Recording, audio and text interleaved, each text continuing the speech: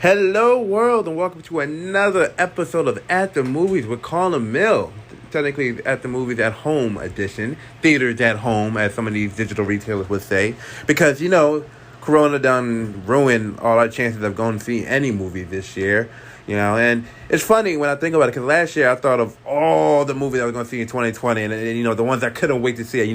Tenet, which some people are seeing right now, and I'm extremely jealous of. People are actually in theaters right now seeing the New Mutants and stuff, and I can't, because New York has not left the restriction of seeing movies in theaters right now, unless it's like a drive-in or something. And I'm looking at AMC.com every day, AMC theaters, and trying to find out if they're going to open the New York theaters anytime soon, and there's nothing saying anything. And there's the question of, even if they do open the theaters, am I going to go to the movies or not? Because it's like, closed spaces is not really ideal right now. Not until, they got this whole pandemic under wraps, But just thinking of all the movies I didn't get to see this year, Tenet, Mulan, which is, I think, is on Disney Plus now, but I don't have $30 right now to go ahead and pay for that. I got to get my car out from the mechanic right now. That's 2 G's. But, I'll get to Mulan when I can, But still, thinking about the other movies I didn't get to see this year. Jungle Cruise, Godzilla vs. King, Godzilla versus Kong. I'm over here thinking of The Kingsman, but that's another movie I didn't get to see this year.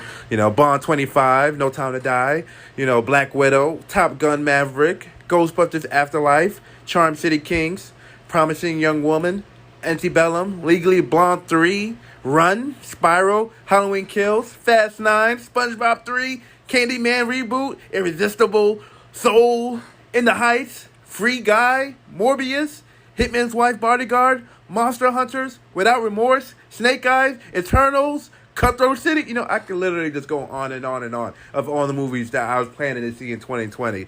But the matter at hand is, I would never believe you if you would have told me I would not have been able to see one of those movies, or that the fact that I would never return to the movies after seeing Bloodshot and The Hunt, that would have been the last movies I saw in theaters this year.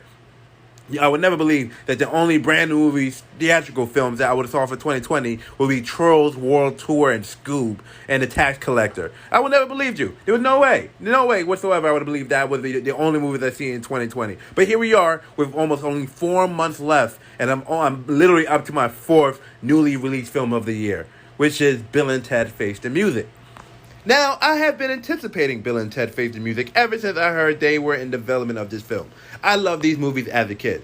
I watched these teens getting, back then, in the 80s movies, teens get to become teen wolves. They get licensed to drive. They get to go back to the future. They get to own some gremlins. They get to visit Hogwarts and have excellent adventures. While me and my boys, all we got to do was be boys in the hood, become menace to society, and search for our roots. I was highly jealous of the media these kids was getting, because I'm just like, how come they get to, have these coming-of-age drama where all it is just asking the hottest girl out to the dance, or, getting a new car, where our coming-of-age film was, trying not to get shot and shit.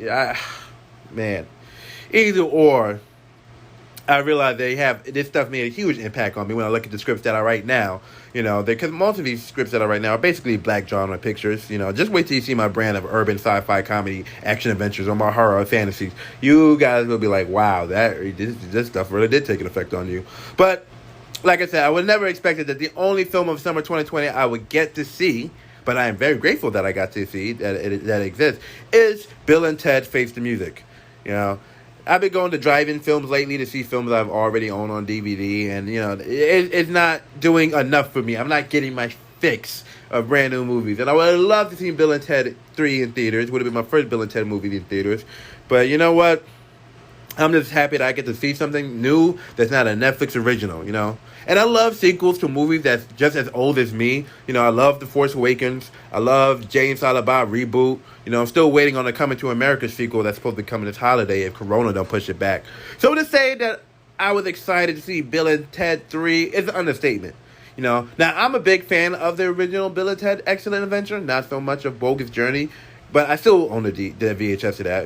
I just felt like that film was a little too dark, with the whole killer robots from the future and them being sent to hell compared to the light time travel film the first movie was. But, the franchise in general, it plays a huge, it has a place in my heart, The film isn't a cinematic masterpiece, and it's not a great of a comedy, compared to other comedies of this world, but I still enjoy Bill and Ted. Now, Bill and Ted was actually a big franchise at one point. They had the comic books, they had video games, they had a cartoon. I think they even had a live action series, if I'm not mistaken. I didn't see any of these. I didn't play the game. I didn't read the comics. I didn't watch the show. But the nostalgia factor is still heavy for me. I couldn't wait to see what happened to Billy Ted 25 years after we last seen him in Bogus Journey. Especially now that we're all adults, even though I'm still like 20 years younger than the actual characters. But, I was a kid when I saw the movie. I'm an adult now when I see this movie. So, I feel like it's still there, Now, the film starts, as soon as the film starts, we get an update on what's happened since the last film. And immediately, we get to see Bill and Ted haven't changed at all since the last film. I couldn't stop myself from smiling and laughing, seeing Keanu Reeves and Bill Winter resume these roles like they never stop portraying these characters. They continue exactly where they left off, and it feels like seeing old friends again. It was also great to see a few returning cast. It was great to see a few of the returning cast from the previous films. It sucks that not everyone got to return, and I get it because you gotta cast popular faces for marketing reasons. But the nostalgia factor plays a huge part in these sequels for me. But it was great to see the return of Missy, Ted's daddy, even the Grim Reaper. And it was also even great to see a George Carlin cameo because I just felt like that the movie would have sucked if I didn't get to see George at least once somewhere, at least in a few frames of this movie. So I'm glad I got to see him. And as for the new cast, I love the fact that Bill and Ted are girl dads now. But I thought it was kind of weird that the girls act exactly the same way as their fathers. It was exactly to the T of how their fathers are portrayed in the first two films. But it didn't push me away. I didn't hate it. I didn't hate it at all. Because sometimes you'll see movies where they have a character that's supposed to be just like their parents. But if you really think about it, in life, not most, but there's a lot of times children would take off after their parents. So it didn't take me away from the film too much. I love that the issue Bill and Ted have in this film is the fact that they still haven't reached their destiny yet. A lot of us, after we leave high school, don't achieve what we plan as soon as we join the workforce or graduate from college or return from the military. So I feel like that's a problem everyone can relate to, Being the exact person you were years ago and not reaching your full potential, to me, is a great way to start the hero's journey myth. But, using the logic of the last two films, I'm like, why not just go back in time in the future and drop off the music that will unite the world? And when they get to the present, when they originally write the song, they just bring it back to the past instead of trying to steal it from the future selves.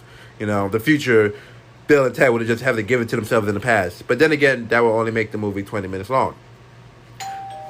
Now, this film doesn't touch new ground like they did with the first two films, with Excellent Adventure being a time travel film and Bogus Journey being about the afterlife. This film does rehash pretty much the plot from the first two films. They definitely rehash the time travel. They definitely rehash the killer robots from the future plot. But they take a page from the Force Awakens book by having their children try and rescue our heroes by time traveling and eventually, of course, ending up in the afterlife in the process of trying to save their dad. Basically passing the torch. Now, I haven't seen much of directors Dean Parsons' work other than Home Fries and Galaxy Quest, two films from my childhood that I'm still very fond of, and Galaxy Quest is to blame for my love for Star Trek. So I'm not surprised Dean could direct a great modern science fiction comedy adventure film like this. In my opinion, this is the best directed Bill and Ted film. Definitely the funniest out of the three.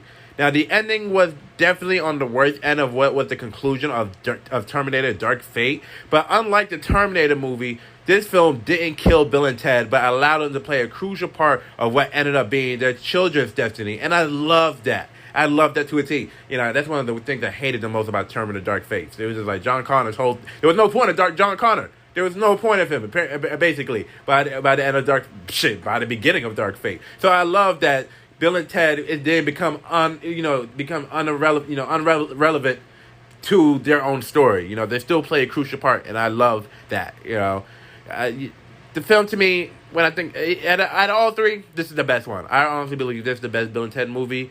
I'm kind of jealous because I remember when they were, saying out to the world, like, hey, guys, send your video clips of you guys dancing so we can add it to the credits of the movie. And I'm jealous of everybody who did it because I didn't do it, and I saw it, and I had the opportunity, and I wasted my time, and I didn't do it, and I missed the deadline. So, I was kind of jealous watching that end sequence, but, to me, it's a great movie.